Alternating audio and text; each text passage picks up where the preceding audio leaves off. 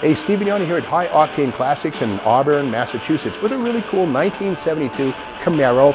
You might call it a hot rod or a custom.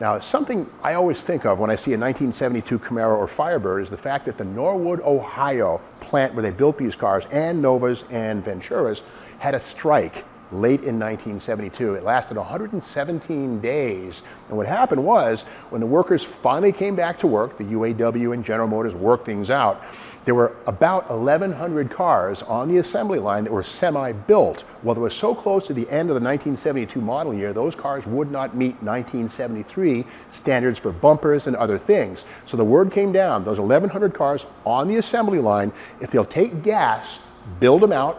If they won't take gas, crush them. I kid you not. A fellow named Phil Boris wrote a book called Echoes of Norwood.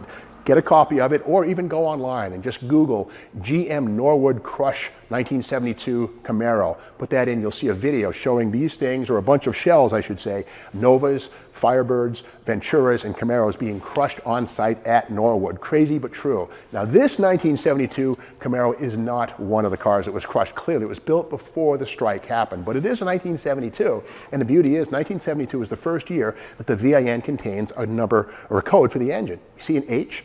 Means it was a 352 barrel car.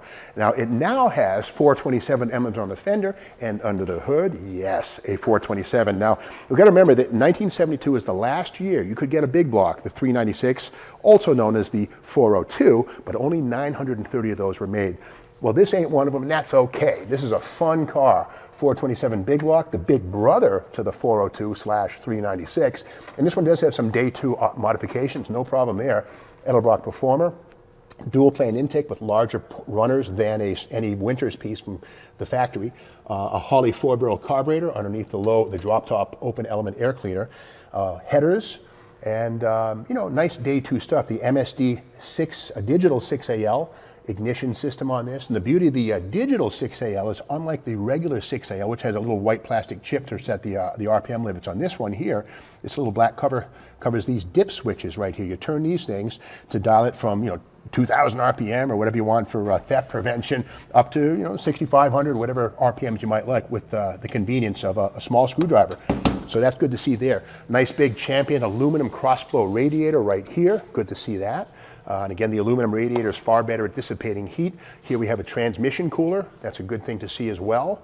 And again, this is a Rally Sport. Good to see the split bumpers, the recessed grille, and just really a pretty car. And again, final year for RS. Here we have it here. And wheels and tires have been upgraded. These are, I believe, US Mag, aluminum rims, disc brakes up front, drums in the back. That's okay. It's power brake. And you got to love the Rally Sport 427. Now, that's something, of course, that the factory never made. But again, Camaros are some of the best hot rods on the planet. And I dare say there's probably more hot rodded Camaros than stock ones. And that's fine. Now, this one has been validated on the Hot Rod Magazine Power Tour right here. I was on staff at Hot Rod from 1998 through 2005. And here it is right here, the 2011 Hot Rod Power Tour. This puppy went on it, Coral Beach, Florida, all the way to Detroit, and this car was on it. So any car that makes it the long haul gang on the Hot Rod Power Tour is validated and being capable of being driven for a long ride without troubles. With that said, this car is still in very good condition inside. The automatic turbo 400 automatic, and of course we saw that transmission cooler up front, so that's good news. We have that. Nice fresh interior. It has 130 mile an hour speedometer, tachometer, all the goodies inside of the dash, all of that factory stuff. And just a nice crisp example of a second generation Camaro. And again, Camaro means a little friend, I believe, in French.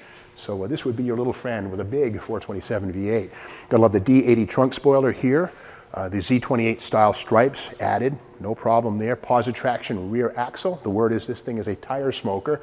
The guys around the shop, they got to move it from time to time, right? So with that said, a great example of a 427 big block turbo 400 swap into a 350 Camaro. No harm. It's a good thing. All right, right here, let's open the trunk and have a look inside. Yeah, that looks fine. Nice solid trunk floors. No patches. Looks all nice. Looks good to me. So yeah, a good, fun Camaro. Basically, we call it a Mustang killer or a Challenger or Cougar killer. Then again, of course, all your Ford Mopar guys are going to freak out at that comment. But with a 427 big block under the hood, this is easily a 13-second drag car. Set of slicks on it, maybe even quicker than that. But it can be yours with as little as 10% down. And High Octane Classics does consider trades, classics, late models, you name it, they'll consider it.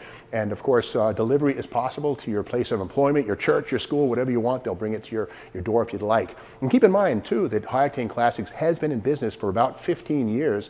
And if you're considering a change of pace, they're always looking for good sales and service people. And they also are buying collections or vehicles 1 to 20. They'll consider your collection if you have some vehicles to sell. So give them a call at 508-859-4515 and to learn more about this Camaro that escaped Norwood, the big strike. This one got out before it happened. With that said, 427 automatic posi, lot to like here. Check it out on the High Octane Classics website.